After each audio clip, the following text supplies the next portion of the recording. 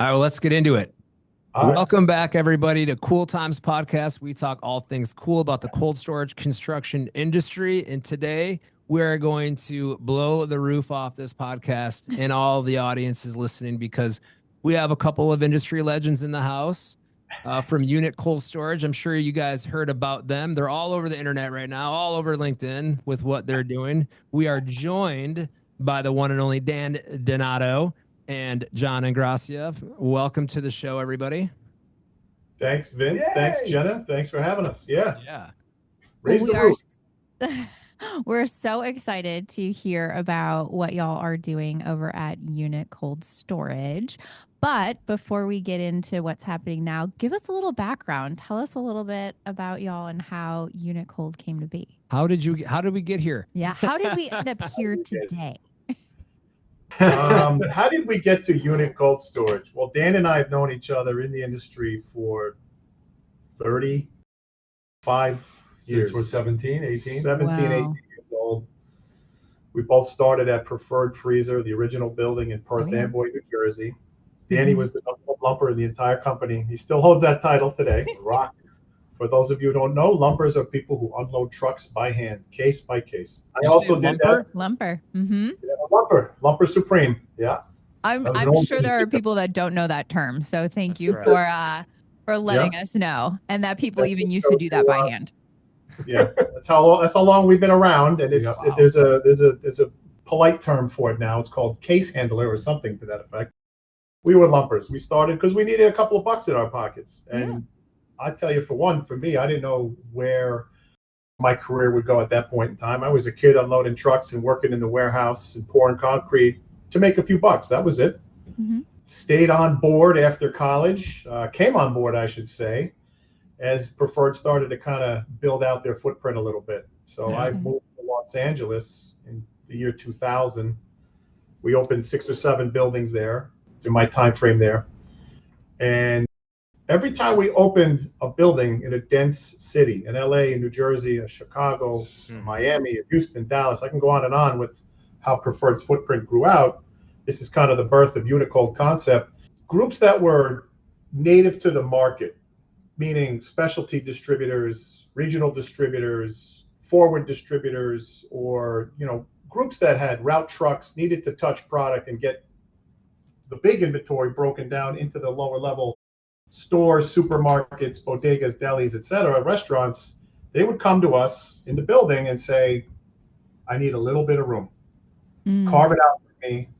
I need to put a person in the office. I want to put 2 or 3 trucks in the yard. I need 2 doors, a little dock space, and a few hundred pallets.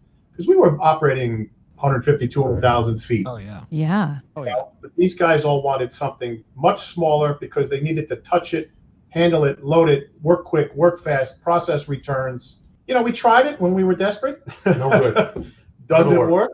You can't work around each other in that type of environment. Mhm. But the demand for that type of request, it never went away. Right. For my 25 years. Dan could speak to it as well. And so we found ourselves with the opportunity to get the band back together, as they say. That's right. I love With it. our senior partner, John, Dan, myself, and 2 other partners. And we said, the request for this never went away. There are small and mid-sized food and beverage companies or pharma companies or pet food companies, e-com. They need a little bit of cold storage space and a dock to work. Yeah. They need to touch it. They have to handle it themselves. They may be breaking it down, relabeling product. It goes on. It's just this whole, it's a mishmash of stuff that goes on in the industry that a lot of the bigger players, they're not servicing to that level anymore. We saw that. Kind of reinforced our thought that we might be onto something here with this concept. And you think about all of like the smaller companies that are even trying to start up a product that needs to be refrigerated. I go back to even when we started our company, all of the, those home food delivery services were just like, coming out. Like they can't afford those big spaces. So a small space makes sense. So I understand why that request is still here today. Yeah. We think we're filling a big gap that doesn't exist. Oh, yeah. No one's figured out how to build these things. Nobody's done it in the country. You see different versions of it where you have an old freezer makes a really good cooler. It does. But the problem you have is when they start to break up, which you see it now on the dry side. They take a big dry building and they cut it up 15,000, 10,000, right? All small bay for all these, HVAC, an HVAC company, a pool supply company, you name it, they're out there. They're all leasing these small spaces, and there's tons of that available in every major market. Yeah. Where does a small company that has 4 or 5 route trucks, that's either in the deli business, a boar's head distributor, or anybody that's doing anything in that food and beverage space, where do they go do that? That's right. Most places they find a warehouse that's been cut up, but they can't figure out what the electric bill is. They don't know what the cam looks like. It's a fight between their neighbor. They have multiple trucks on site. They don't know where to park them. So we're trying to bring an organized model to a very fragmented business, and we're filling this gap. I think Johnny, you hit it spot on. Like, where do those small companies go? But it's not just small companies that get in there. It's regional distributors that are looking to grow. A distributor that's in New York, who we know there's plenty of them already servicing Delaware or Philly or Washington, D.C. And they run it back to New York after their truck is empty. They're trying to figure out, how do I have a small space near D.C. for the hub and spoke model? Now they're running full trucks to D.C. and they're beating on those doors, selling those goods to their new route. Sure. They're going to want something in Houston. They're going to want something in Florida. If they already have a system set up, they can establish a $15, $20 million business in less than 8 to 12 months. Easily. Because they know how to source. They know how to distribute. They know how to hire and fire. They know how to get trucks. And they know how to knock on doors to find that business. And those people will have an advantage in the market because they're the ones that have their own space, and they can react much faster downstream to the end user, the restaurant user, who is always looking for a last minute item. They ran out. Oh yeah. The walks they had, they ran out. Yep. Right? This unit model and concept allows for speed, convenience, flexibility, access, control, right? Things that downstream users, to Dan's point, things happen. Everybody knows the phrase "S happens." It happens. That's right. And then you have to react. And when you're reacting, time is money. And access to these types of spaces where you can control that inventory, you can go grab that last minute order, get it on a truck and get it delivered, and it's closer to your end user, those groups they're in position to win. I think the biggest change that we have to really put an exclamation point on is we're seeing it already. Every company, Amazon was the first, but every company is trying to get to your front door in less than 30 minutes. That's right. So true. How do they do that? Dan, that was my question, because your previous experience in your previous company, you're building in all these, large, downtown cities, or LA or Dallas or wherever, right? But how does Unit Cold position themselves? Like, I guess, how do you find a location that makes the most sense then? Like, do you guys have like a formula to figure that out? Yeah, I mean, we look for a certain size of land, but we're experts in that field. Remember, Preferred Freezer Services was not just an operating company. We were land hunters. Yes. Yep. We then designed and engineered the buildings ourselves. We then GC'd the buildings ourselves. As John mentioned, the early days, we would pour concrete ourselves.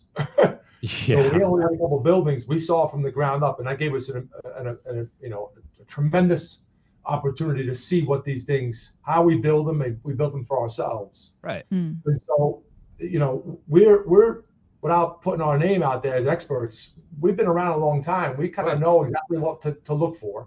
Sure. And I think one of the greatest things that we do too is we can find these what I would call number twos in the market, right? So land that doesn't always fit perfect. It's not perfectly flat. It may be a little dirty dirt on it, right? We've done brownfield most of our career. This industrial has turned over into that fashion. So there's always something that needs to get through on the entitlement process to be able to make it work. And when you do that, you usually find gems along the way in land cost. So we shoot at everything, and then we land on a couple of sites to say, hey, these we think will work perfect for us. And then we go to work. We start to draw, those shapes on the lots, making sure we have enough room for trucking, for parking. And I think one of the things, again, as being designers and builders or developers, we build them understanding what's really needed on the site. And parking and throughput is in every site that we built. You need that extra space. People just, developers will go out there, build it, and they go away for the operator to use. And they're like, oh, I wish I had more dock doors. Oh, I wish I had more yard space. Yeah. So I think we have a level up on identifying that they're building the building, designing it, understanding what the customer needs. And that has, transferred into what we're doing today. The same model exists. We just took a bigger building and Honey, I Shrunk the Kids. That's right. Small size. What's the footprint now that you guys are building? We're building 60 to 80,000 feet. Okay. They're demised to about 7,000 feet per leasable unit, right? So a unit, it's like a strip mall.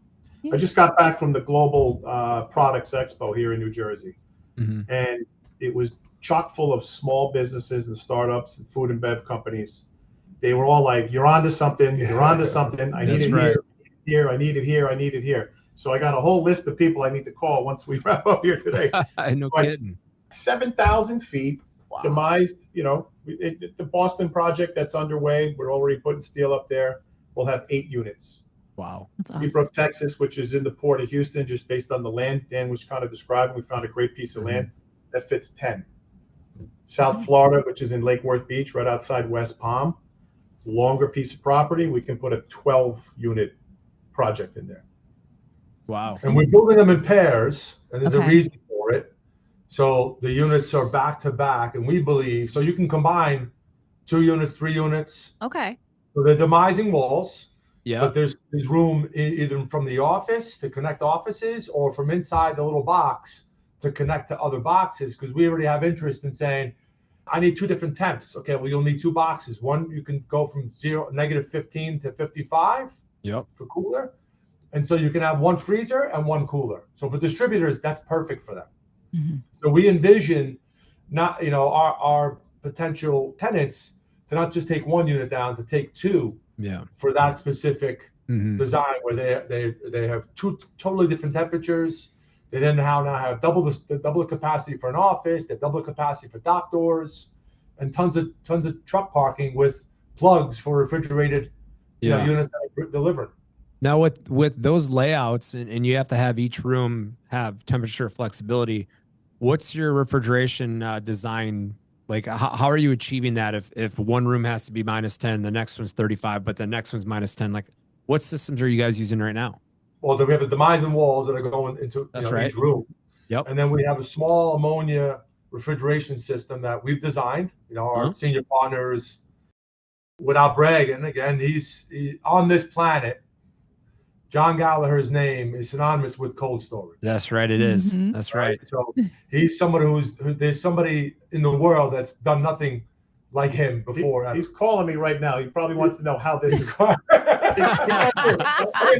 Let's get John on the line. John, you are live on a podcast. Yes, he hits him first, then he hits me, or he hits me and then he hits him. Oh yeah, guys. So I mean, when you have that night, right at the table with us, I mean, he's got that down pat. But it's we have a central system. And then each one is just teed off to each unit, so you're going to be able to change your temperature by your phone. Oh wow! Wow! Look at that. That's insane. Times have changed. Yeah, separate meters. So the guy that's running floral at 50 is not arguing with the guy next door running. That's right. At 10. For all the things that we just talked about, that we know, people want to know exactly what the cam is going to be. If they're running cooler, they're going to pay cooler. If they're running freezer, they're going to pay freezer. So everything is really designed for that suite to be totally user friendly. Now, you guys doing overdeck installation or doing a box and box construction? What's No, your no box in the box. what's your max height? We're at 28 feet. Okay. Which So is perfect. Yep. Which is perfect for us because what we think is, remember, these are potentially unskilled warehouse people. They run That's food right. companies. So we want to give them the easiest machinery to be able to operate in that system. Mhm. Yeah. So there's no cranes. It's just a man up reach truck. Yeah. Yeah. That's going. Are you to on 20 3? Is that 4 pallets high? Is that right? It depends on your use. We think most people are going to use it as maybe a 6-foot pallet. But That's then right. you got a lot of lower. It could be lower volume, or lower racks, because you're going to have, a lot of case picking is going to go on in these buildings. So you may have 3 or 4. You may have speed racks on the first 2 levels. Yeah. So the rack is included in our. The buildings that we're building they're ready to go. You walk That's into what I was this, going to ask. Yep. they're ready to go. Yeah, turnkey. You walk into this building, Mhm. and as long as you got freight showing up, you're open. The tenant doesn't have to come in and be like, "Oh, I got to put racking So- in here and all that chaos right there." we Hey, I need to be here Ready next for week. operations. Exactly. Yes. We racked Incredible. we racked 4 basic simple options that could fit in this space, A, B, C, and D. Yep. One option could be no rack for a high volume produce operator that's just slamming things in and out the door. But we have 4 rack layouts, and we've kitted and matched the MHE to go with that rack, that height, etc. So we're trying to take a lot of the guesswork out during that onboarding process. Yeah, that's the idea. Which makes a lot of sense because I'm sure these companies want to get, their business going as quick as possible. They want to get to work. Yeah, I think I absolutely. mentioned it earlier. If they can take down a space in a new market, hit the ground running, 30 days, they can be ready to roll. they're 30 days of building inventory, putting a couple salespeople out on the road, and they're picking orders and delivering. Yeah. So again, we're trying to take our, combined 100 years of experience in the business, and just really dive down and say, if we were in that space, if we were that small food company, how would we want to set it up? And then we go back to our experience of what we've seen in the space, and we say, yeah, that makes sense to us because we've seen it. But this is where it's going because we see that too, and we're just kind of trying to combine that. And we think there's tons to learn still. We think the 7,000 square feet. Some people ask us, "Dan, where did you get 7,000 feet?" And so when we look at it, it's it's between 400 to 500 pallets is 20 truckloads of product, and you kind of point right there. But if you need more, you have the unit next door. So they may evolve to 10,000 feet. They may evolve to 5,000. We don't think so. So we think 7,000 was the right spot. Sure. And it's like preferred, we want to rinse, wash, and repeat. We think every major city, over 1 million people, deserve a unit code. Wow. I think that answers the question, Jenna, you brought up earlier, or maybe Vince, it was you, site selection. It's really contingent upon density, people, and that just equals what? Consumption, right? So we know we're going to have some non-food type users in this space, maybe in the farm space or floral, but primarily it's going to be food and bev. And consumption is key. Going back to Dan's earlier point, it's got to get to that end user faster, and faster. Heck yeah, it does. What I'm hearing, and I just want to clarify, like everything is ground up. You guys aren't going into current markets, looking at buildings and like readjusting these. You guys are wanting to do this design ground up to work for what you guys have. Yeah, it's I've lots of friends have told me they found a nice house and they decided, I'm not going to tear it down. I'm going to renovate. Okay. Never works. Yeah, no kidding. It never works. It was not cheaper. Enough closet space. This one over here. What's going on? It's definitely me. I'm the problem here. But when you think about it, it never works, and you spend more money. Yeah. You don't get exactly what you want. No. And you're upset after it because then you're like, then you have to live with it. We don't want that scenario. We want to be able to build exactly what we know we can build. It's cheaper to build it from the ground up. Yep. You don't compromise on your design. You don't say, it's okay, that's not so bad. You don't do any of that. You build exactly what you want because you know exactly who's going to use it. And that was our thesis. We don't want to go into markets. People have been trying to do. They've been doing that. That's who we're competing against. Are these operators that have gone in there and said, I have this old warehouse. I can pick it up for a lot less than replacement cost, and let me just try to cut up and try to get 3 or 4 users in there. That's right. Yeah, that's not our speed. Yeah. Dana, I'm going to throw a hardball question at you. All right. John might have to step in and save you on this one, but how do you see cold storage evolving with e-commerce, automation, and changing consumer demand? All right. Well, I think I said it earlier. I think food and bev, the generation today, they can't wait 30 seconds to get what they want. That's right. Amazon, right? We've been around for a little while, and we've seen the growth of Amazon and where they're going. And with our phones listening to us every 20 minutes, they are trying to get to giving you something that you don't even know you want yet. Yeah. Mm-hmm. Yeah. They sure are. So absolutely. That's what's happening. And so besides pharma and floral, all the perishable goods that really get consumed in these infill markets, we believe this is the next wave of cold storage infrastructure that wasn't needed 20 years ago. It's needed now. It wasn't needed, and going forward, this probably wouldn't have worked 20 years ago. People wouldn't know how to use it, we think. But we think today, going in the way it's going today, the speed at which they have to operate, we think there's a tremendous need for the infrastructure that we're building.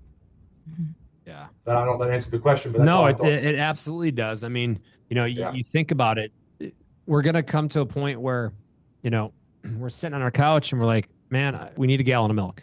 You go online and just boop, gallon of milk. And then we want it by our door in 20 minutes. Is that for all the cereal that you buy? Yeah. Big cereal guy, yeah. Come on now. Yeah, I do enjoy some good cereal, yeah.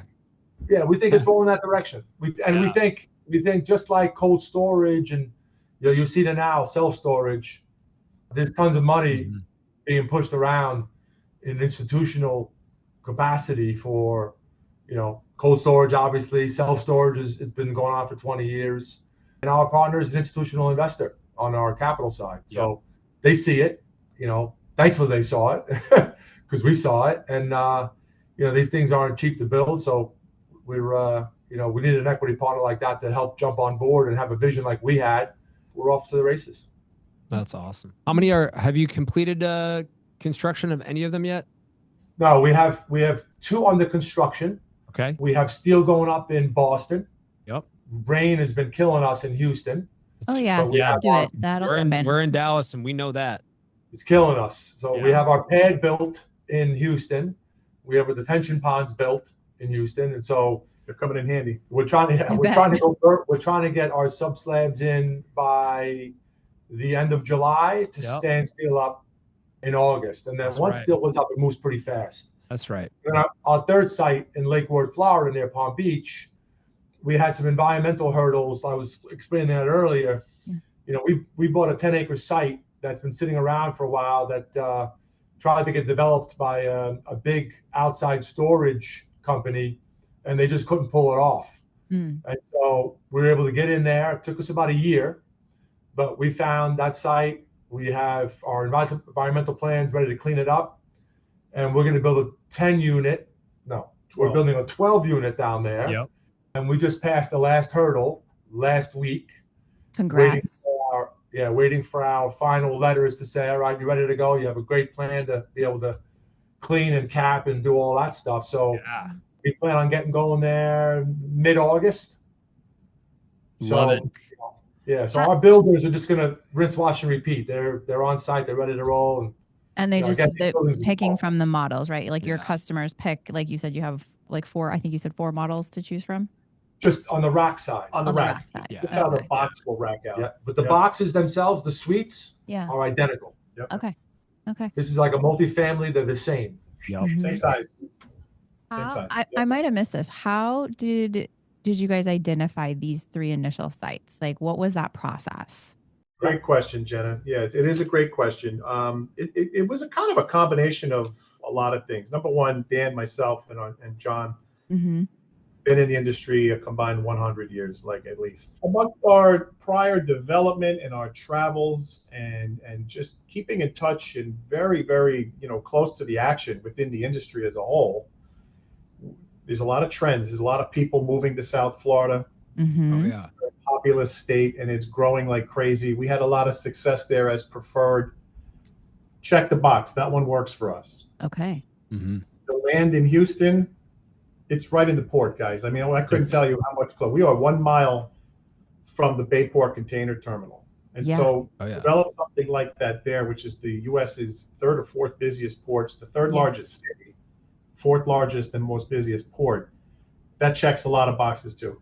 Also, a lot of diversity in Texas and Houston.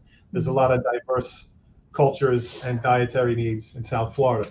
Mm-hmm. So, why do you point at Dan when you say that with dietary needs? Is he okay? Yeah, he's a big guy. Wait till we stand up. You'll see him. You'll see. He eats a lot.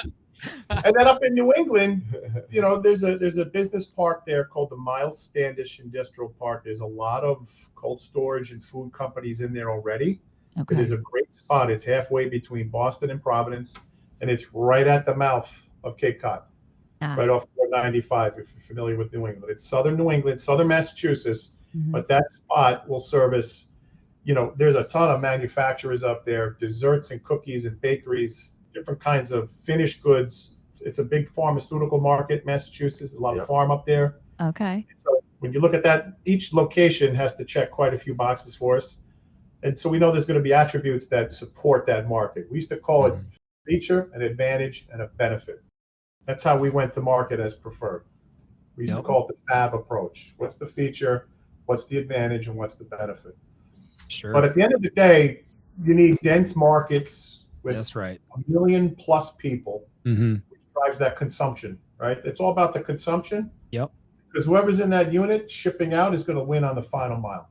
Yeah. So these are kind of like little cold storage apartments, if you will. I mean, how many employees you guys going to have at each location to kind of just manage these spaces in case tenants have issues? It'll be remote. And we'll have vendors that are, you know, we'll have our refrigeration maintenance vendor that's doing PMs once a quarter. Beautiful. Right? Yep. If there's a door that's broken, we're going to have our local vendor that's going to go and repair the door, right? Sure. If the tenant broke it, we're going to fix it, and then we're going to send the bill because we don't want no hack in there. Changing up our running in all them Rytech doors. Yeah, exactly.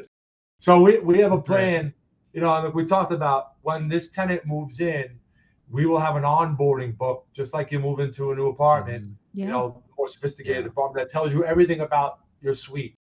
Sure. How do you control it? Where's the refrigeration? Where your alarms are? Who's your Wi-Fi or your telecom vendor? What do you call? Who do you call for local police? Who do you, like all these things would just be a full blanket of services. Like the easy what do you call for waste management?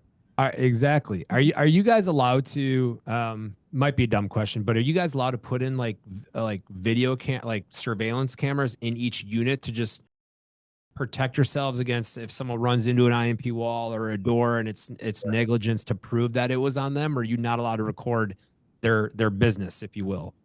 I don't think you can. Just like an apartment, you can't be in this space. But you know, we as the builders and developers, we're also the managers of the sites, right? So we'll manage it remotely, but we'll have somebody as we grow it out. You know, we'll have 30 units that we're managing. We'll have someone that's going around as part of our lease package. We have the right to be able to go in every 30, 60 days just to check it out. It's like a landlord, property manager. That's it. To say, hey, you look around, everything looks good, great. Or hey, there's something going on over there. There's a big hole in the wall, which I've seen. Yes, unfortunately, we have. So we plan on having a regular routine with, you know, property managers that are going to be on site, that are going to move around. But we will have 0 employees at the site. That's it. Everything will be managed from New Jersey. Yeah. Gated entry is same concept as some of these other large cold storage buildings. It depends. What we don't want to do is, these buildings are going to go like this. That's right. Right. So we don't want to restrict those users for coming and going. Correct. If right now we're wiring everything for remote gates, we have a license plate reader that's going to be at the front and center. Got it. You know, in certain markets we may need to do a further enhancement on security, but is our intent that they will self-police? We have tons of surveillance, but if there's a recurring issue or there's something that's going on, we'll then upgrade and say, hey, we need to put a bigger security measure to be able to protect our tenants. But we don't envision it out of the gate. This episode is brought to you by Versafoam. Versafoam is your trusted solution for high-performance spray foam in cold storage construction. Easy to apply, built to perform in the harshest environments, and energy efficient. Versafoam. Spray it, don't pay it. Let's take me back. We're going to go way, way, way back on how we got into cold storage to begin with, right? So John, we'll start with you. Yeah. Take us all the way back to how your first entry into cold storage. Tell us about that. Did you even know that you were working in cold storage? It's interesting because no, I probably did not know I was working in cold storage, but I was offered a job for $8 an hour. And I took it. I was a kid. I needed cash. Yeah, Heck yeah. absolutely. And in 1989, John Gallagher started Preferred Freezer.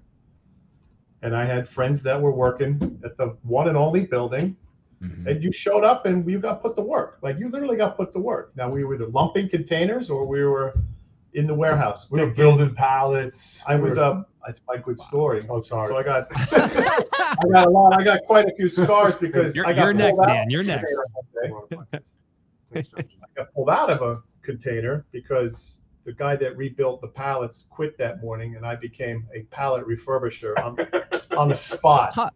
My goodness, that's awesome. that was my jump into it. Did I know what I was doing? No. And I have a longer funny story about finishing up one summer because I was heading back to school, and I was asked if I would come back when I graduated, and I said, yeah, sure, knowing I'm like, but to do what? Like rebuild pallets? Yeah. Like I didn't see I was 18. I didn't know. I finished school. I got into something else for a little while.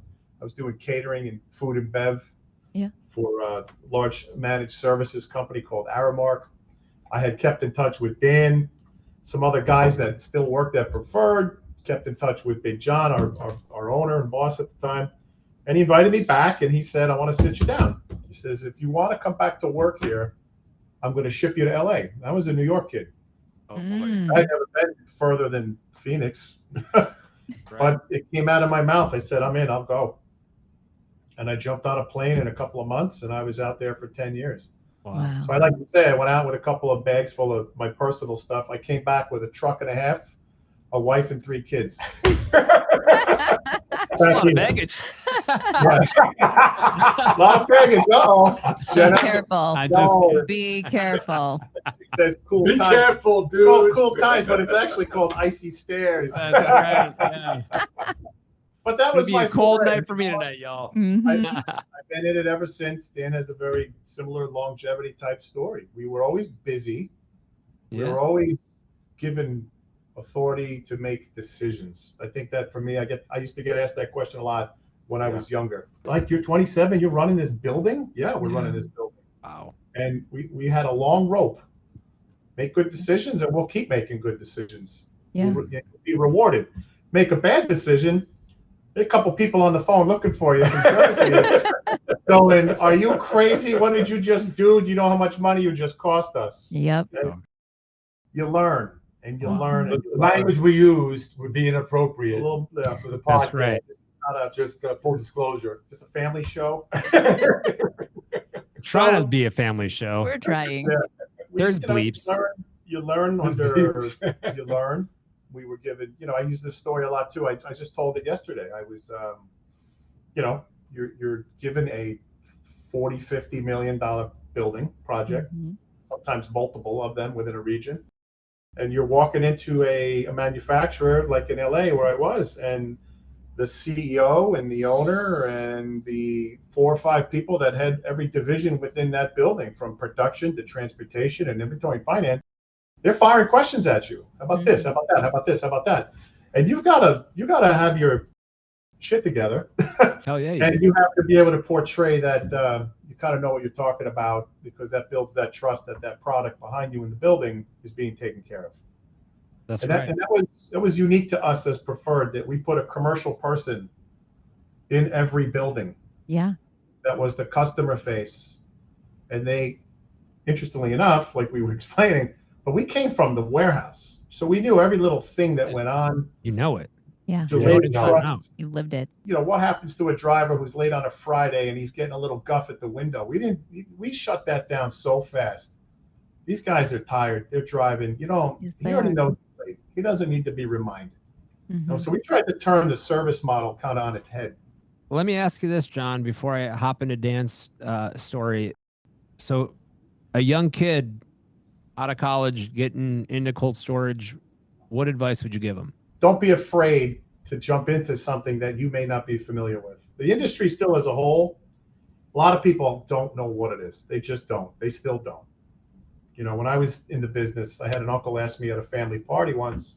I was working at Preferred for 10 years.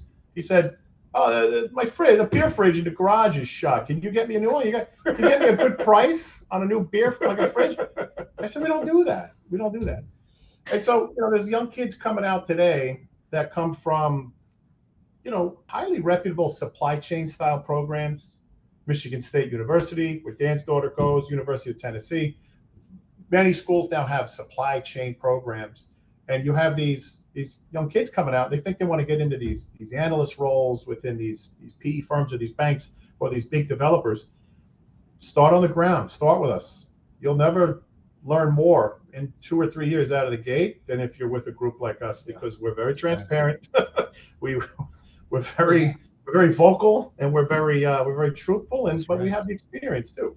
Yeah. We know we were those people. Of course, we all were at one point. Yeah. All right, Donato, you're on the clock, my friend. Come on, What do you man. think? We want to know. We want to know where you came from. First entry into cold storage. But I want to start with that question of what advice I would give. Yeah. Okay. Let's start. I would tell that young person to put a helmet on and head down and just learn. When we put our commercial people through our system, they weren't just coming in as commercial people. They were operators. And when they walked in front of a client, they knew exactly how to answer them because they knew exactly what was happening in the warehouse. We had commercial people come to us that didn't want to touch any part of that warehouse. And guess how long they lasted? Within 3 weeks. Yeah. Smell you later. Didn't work out. Didn't work out. They didn't want to do it. Mm-hmm. All right. My story goes back to, like John's story, it goes back to 1989. Y'all same year? Yeah. That's when John bought the business. I remember when John didn't own the building yet. And I got to the warehouse because my uncle was a truck driver and had worked for the previous owner of the building. Okay. And so when he was walking through the building for his final inspection, I was lumping containers. I never forget it. I remember him walking through the building and I was like, "Who's that?" And they were like, "That's the new owner." I'm like, "Oh, all right." So that's when I started. I was 16. I started. Like John, I was in college. We were going to school. Every summer we would show up. We would work. Spring break, we would work. Weekends when there was shape up work, I went local to school, so I would go to the warehouse and work. And we went from landscaping to unloading trucks to building pallets. Pouring concrete. Whatever we did. Yeah, and pouring concrete. So after I interned with a group and I was a commercial guy selling advertising for television. And I'll never forget it because I told I didn't see myself going in that direction. I liked commercial sales, but I told my parents that I wanted to quit that job. And they said, I have old school Italian parents, and they said, "You better not quit that job until you get another one." And I said, "All right, I won't quit that job." So I quit, but didn't tell them. So I would get dressed and I would I would leave the house in my suit. I would drive to the warehouse. I would get undressed, get into my Rocky Balboa clothes, and start unloading those containers. No way. And for 6 months, my parents didn't know. They thought I was still working where I was working. Dude, that's insane. And so one fine day, who comes out? to greet me is John, and he says, "What are you doing here?" And I said, "I'm obviously unloading a container." He said, "No. What are you doing here?" And I said, "Well, I left my job. I'm looking for a job. After you're done unloading that container, come see me." And that was October 7th, 1995. And that was the beginning of the story. That was it. Oh, wow. Dude, Yeah. funny. You never forget that. That's unbelievable. Right? And that's It's a great story. It's a great story. And what I can tell you is there was lots of ups and downs. And for us as young men to be able to have a mentor like that, I point to the corner, he's in the office. He's not in the office today, but he was pretty rough on us, but it was all about learning. Right? Exactly. He held us accountable. He did not let us make excuses. He held us to our feet to the fire, and we learned. Obviously, look at us now, right? We learned a shitload. Yeah, no kidding. And we're fortunate because we've had tens or hundreds of people underneath us that we carry that same message down to them, and that's what built our business. Our culture was so strong in our business that duplicated. We don't believe in the industry yet. Wow, that's amazing. So that's my story. Awesome. It's a great story. It's a very cool moment. Get along. Everything's still rosy. And it's fun, you know. We may joke a lot, but we have a lot of fun. We really do. You can tell. You can tell. We have met amazing people through this business. We have stayed close friends together. Yeah. And we really have fun. And now that we're doing this whole new thing, it's like we're reborn. Absolutely. We never really died. We just did something different for a little bit. Yeah. Now we're coming back. New spark, New man. spark. It's a new spark. Yeah, that's the word that New came to spark, mind. new fire, new passion. Yeah. We're excited about it. Love it. Well, tell our listeners if they want to follow along with what Unit Cold Storage is doing, where can they find more information? Oh my goodness. I want to back up a little bit because Gary said hello earlier when we kicked off the podcast. Gary worked with us at Preferred for 7-8 years. Yes, 7 years. Gary, get in the frame, man. Yeah. Gary, Gary, get in here, man. Gary. No, you don't have to sit. You guys stay in there. Just get in there. Come in. No, Yeah, we Come on. make Oh, he's grabbing a chair. There's a Grabbing a chair. Get in here, Gary. Come in. All right. Come on in here, Gary. Gary. So you're making us feel bad a little bit that we didn't invite Gary into the. No, man. Gary Ortiz in the house. What's up, man? Gary Ortiz. And so Gary joined us 5 months ago, 4 or 5 months ago. Yeah. So 5 months ago. we took down office space. So we should back up a little bit. We had this concept. we went out and pitched it. John, Dan, and myself. We pitched this around, and we were able to fund with BGO Cold, who put up the capital to help us launch the business. Absolutely. Right. So BGO and ourselves, full speed ahead, off and running. John, Dan, and I took down office space, and we came from a pretty decent sized company at Preferred. We had help. As we got started here in this space behind us, we were doing everything ourselves. We were a true startup. I mean, we are doing everything ourselves, down to picking out the office and the fit and the finish and the furniture and the copiers and all the office supplies and all this. And we realized we needed help. And so I went to Indeed, and I was posting an ad for what we thought we needed was an office manager. And I got about 300 applicants. And you got to get through them. You got to do your due diligence. Gary's name popped up. I said, I know this guy. So I went to John and Dan, and I said, hold on a second. Time out, right? 20, give me a timeout. We're going to start growing here pretty rapidly if we do this right. And we think we're onto something. And we need to start going like this in due time. We don't just need an office manager. We need some firepower here in the office to help us. That is technically proficient, just as responsive and aggressive, and also good-natured and thick-skinned as the rest of us, and could really grow with us. Because as we tell Gary when we brought him on, we're here now. We're trying to get to here. Yeah, you're part of that with us. So finding Gary was just like a nugget, right, through the hiring process. Keep us organized, keep us on track. He helped us set this up. And to answer your question, where to find us, Gary has been our social medias guru. Are you the social media guy? The guy, the LinkedIn bombardment. Him and his boy Claude. That's it. That's right. We need to get a little more active, but Gary's done a great job with Insta, LinkedIn, Facebook, TikTok. What else am I missing? YouTube. YouTube, So once awesome. these buildings start coming up, we have a little more something to show off. We're going to be on site doing a lot more content. That's exciting. Right now, they're just it's hard to really see what's going on. But once those buildings are coming up, Danny doesn't like to get in front of the camera. I don't know if you've seen that. We'll be out there. We'll be doing vids. We'll be doing shorts. We're going to do it. And Gary's doing a great job editing and uploading and keeping that content fresh. But That's the simplest answer to that, Jenna, is unitcold.com. Sorry. Unitcold.com.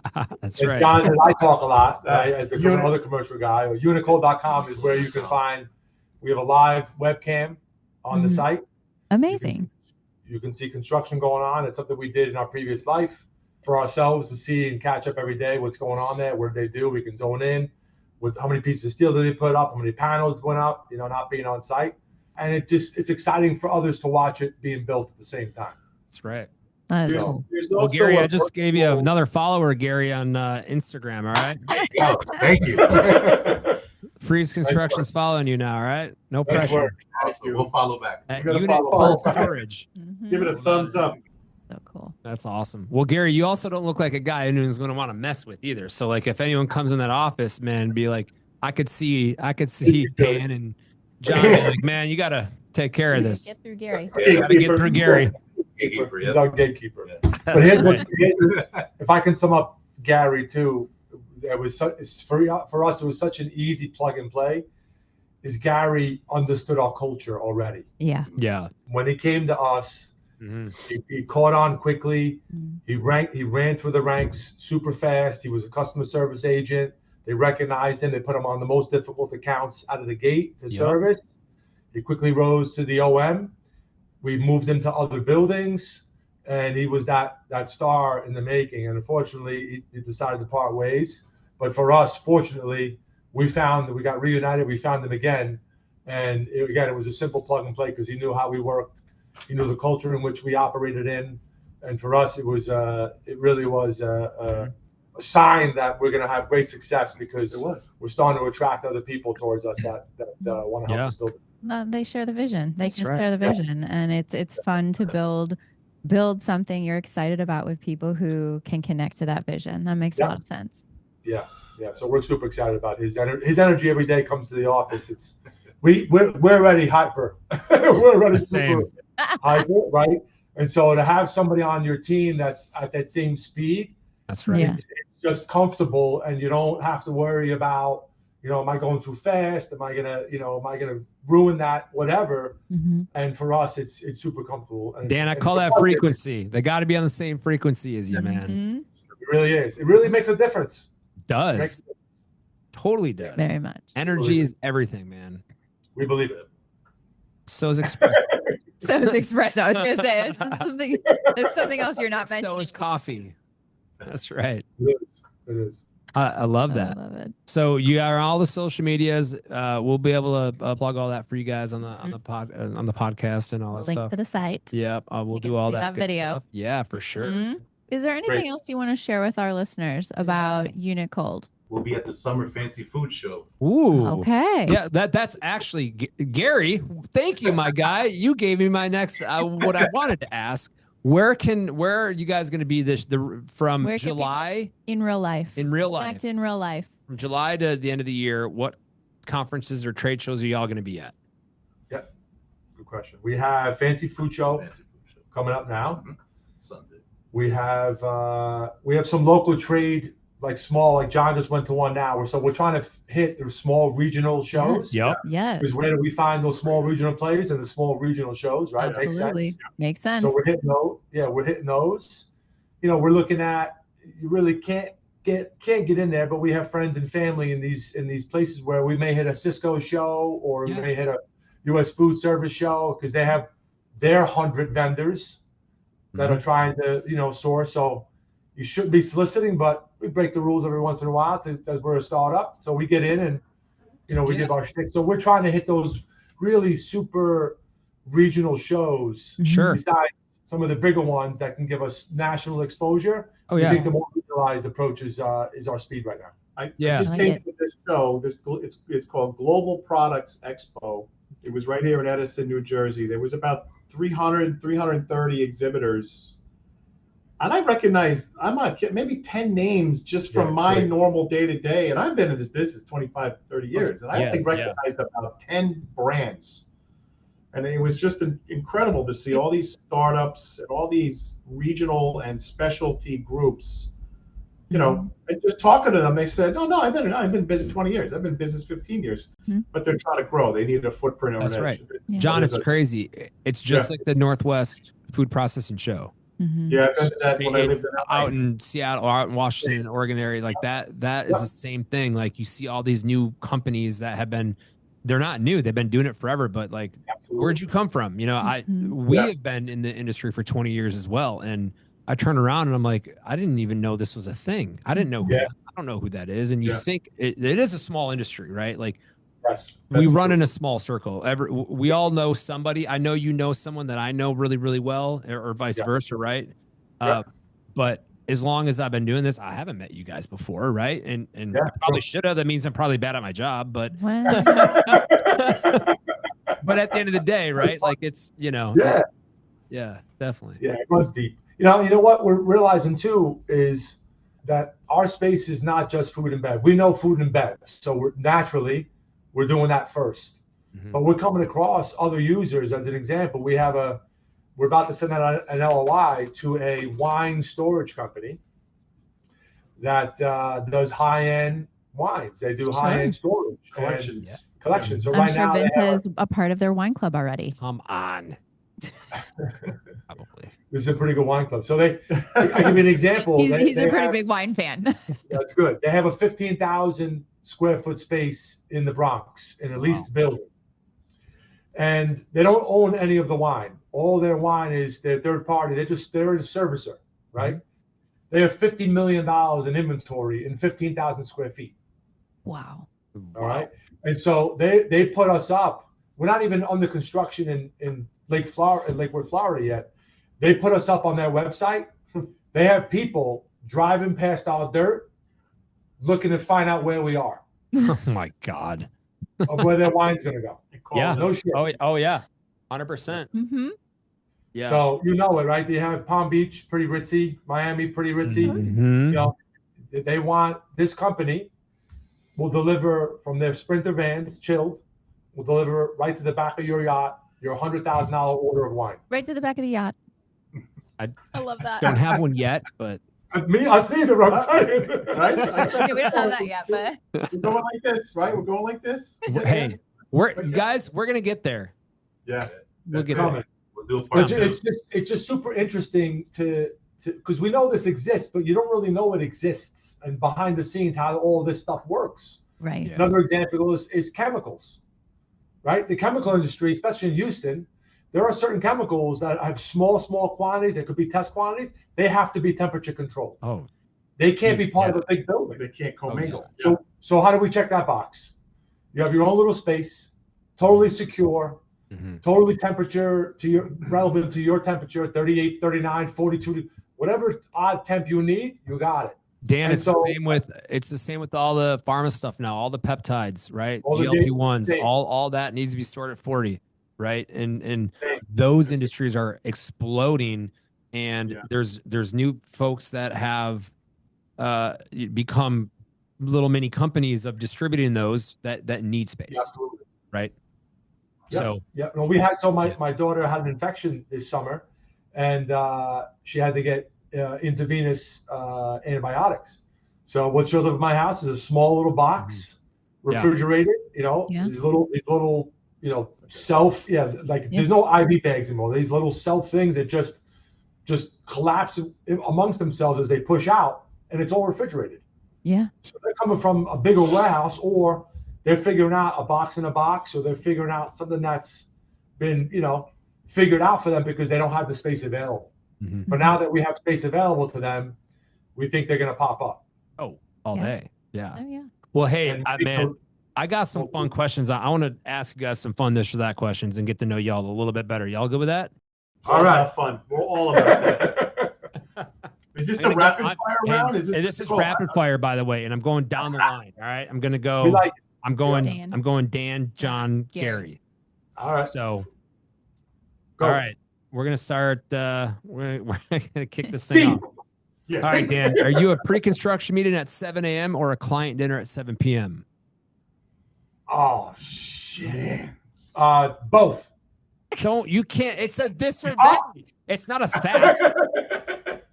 I like the entertainment side. That's I right. don't want to get too fancy, but I like the entertainment side. That's right. All right. That's a good thing, man. I'm that guy. Yeah, I'm that guy. What about you, John? Oh, You, same question. All of us had the same same questions. question. I'm not always going to do that, but same question.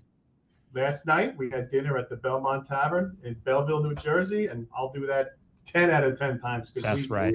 We ate That's very right. well. I can still kind of smell the garlic this morning, but that's all right. That's my kind TMI, of crap. John. TMI, bro. We'll take you. We'll take you. All right, Gary. I'll do the 7 a.m. construction call, and only because I'm a part of them now, and I feel like I'm learning a lot. That, Gary, and I you like gotta it. balance out these two. I Yes, understand exactly. completely. I'll fill them in Understand. later. Somebody's got to run the house. We need somebody to take notes. Yes. Dude, Thank that's you. right. Yeah. All right. Dan, are you a text or call guy? I'm a call guy. Oh my God. I'm definitely. You give Look you, at- I know this look is at rapid their fire, but reaction to that. You go, but I have to comment on that because I ran a 20-minute session with our commercial team that said, if you get more than one email or more than one text, if you don't pick up the phone, you're fired. Wow. Okay. Because if you go on, it's going to go sideways, and what you say in writing does not sound the same when you call. Correct. That's I'm an right. old-fashioned guy like that. That's call. right. That's right. All I right, can John. attest to that because I'm down the hall here and he's right over here, and I hear this guy nonstop on the phone. New question, John. We got to go. New question for you then. Are you Oh, do you prefer to teach a construction class or mentor someone one-on-one? Mentor. Mm. There you I've go. hired, I can tell you, there's probably 30 to 40 industry professionals that are still active in the PRW space or associated businesses, drive, logistics, whatever, that I personally had a hand in hiring, training, and mentoring. And they're still active, and I would say they're still close to me in some capacity. And I cherish that. I think that's one of the most valuable things I still have. All right, Gary, you come from the insurance background. I've done some research on you guys. Oh, yeah. Right? So here's my question to you. What's a bigger racket, car insurance or homeowners insurance? No, I'm thinking, oh, That's tough. I would say homeowners yeah, insurance. it's guaranteed. So you're I would- admitting that insurance is a racket? I That's I why love insurance companies have their names on the biggest buildings in the country. Bingo. Bingo. so true. Dan, beach vacation or a mountain getaway? Can't do both. I have a place at the beach, so I say beach is my speed. There you go. There you go. John, beach or mountain getaway? Pool. There you go. That's the same. You know what? We actually have this. We have this Same but conversation. I different. told you we were bad. I told you we were Same bad. but at it. different. I love the Catskills and the Adirondacks. I love getting up into the mountains. There you go. Gary, what about you? The beach. The beach, beach. boy. I like No, it. beach. Dan, are you a cold beer or a cold cocktail guy? I love beer or cold beer. cocktail? I love cold beer from a cooler. There's a difference. Mm. Oh. Okay. There's a Wait, in a difference. can or on tap? Wow. In a bottle, Bottle. Bottle, glass? or can. But when it comes out of a cooler, Packed with ice. packed with ice, That's tough. it's to very do. different than coming out of the fridge, It is. That's I agree. obviously so true. I agree. right? We know because we're in cold storage. We know that. Yes, we know We're that. really good We're at cheating. tailgating. That's right. We used to do a lot of that. John, when you're doing Teams calls, do you keep your camera on or you turn it off? I turn it on. I typically turn it on. Okay. That's respect. You I know, think it's respect. Gary, you camera on or off? Off, now on while I'm here. So, Okay. All right. Okay. that's because he was multitask. He's the multitasking. No, champion that's of the because world. you had to Yeah. sign an employee agreement that's like, you better turn the camera on, son. Yeah, that's right. That's right. All right. This one's going to be not or this or that. So, Dan, this is where you're going to shine, to be honest with you. Thank If you could do a TED Talk on any topic, anything at all, any random topic, it doesn't have to be related to cold storage, a TED Talk on anything, what would it be? Raising children is probably the hardest job in the world. Yeah. All right. I would do something about how my experiences with raising my kids and how much I learned, and how patience becomes something that's so important. Never mind in business, but I think my kids taught me how to be patient. Yep. How to further explain myself, and just be a better person in general, of how to be, forthcoming with how you believe and what you think, and teaching them at the same time has taught me a shitload of. So I think I would love to do a talk on that. Yeah. So John, if you had an unlimited budget for a personal passion project, what would it be? Unlimited budget. This is something I've been chewing on. I have two. Okay. Before he says it, I'm going to tell him what he's about to say, because I've heard it at least 300 times. He wants to build a container home village. Oh, okay. That's awesome, actually. Dude, that's a good idea. I could call it a compound, but yes, a compound. Dude, that's a good idea. I want to find the perfect piece of land and put a compound on it that you could come and go. You could stay forever. I don't really care, but it's going to be done. It's going to be tasteful. It's going to be a place to get together. We love to cook. I mean, I think all of us, but I love to cook. We like to sit and eat. We like to be together. That's one passion project. And the other one is a little more community focused. I drive past this piece of land in my town. I live in Mahwah, New Jersey, Bergen County, New Jersey, North Jersey. And right down the street, I've always wanted to start a community garden on this piece of dirt. And just go to the various schools, go to the town, go to Home Depot, donate and whatnot, go to the landscapers that I know. Help me turn this little lot into something. Oh, that's really cool. Go to the schools and have them bring those K through 3 kids in, maybe even a little bit older. Bring those kids in on a couple times a year to plant and then harvest and then distribute. Distribute that food to the less fortunate. I think we're very fortunate. I think something we all, we remarked on, especially through the COVID years. We were fortunate. We had jobs, we had careers. We were still in the food business. Lineage at the time. Lineage kept that motor running. They kept us employed, and we kept our people employed, and we were pushing food out. And that's kind of when it started for me back then. And I drive by the piece. That's a really good idea. I'm going to get this thing off the ground eventually. I love that idea. Gary, I love that. No, it's a great idea. Good one. Yeah, that's a really good one. Gary, good luck following that one, bud. No, no pressure. Just kidding. All right, Gary. This one is this is a good one. This is my favorite one. Okay. Justin Timberlake or Justin Bieber? Justin Timberlake. Oh, my man. That's it. I like it. Really? Yes. John's like, I got the Bieber album going right now. Like the Biebs, man. Got the moves. So funny. John, greatest sing-along song of all time, Don't Stop Believing or Friends in Low Places? How about I mix it up a little bit? No, you got to pick one or the other. Don't give me a third. Don't give me a third. Country Roads, Take Me Home. Oh, that's a really good one, that's a good one, too. All right, yeah. But you saw the soccer match then, didn't you?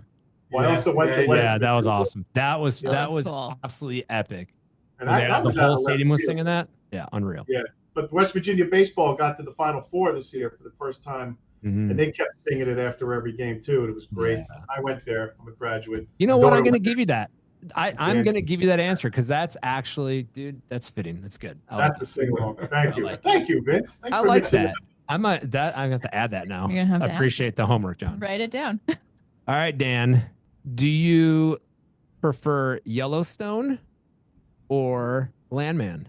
I only watched 2 episodes of Landman, so I would have to say that Yellowstone was pretty solid. So we watched all. Great show.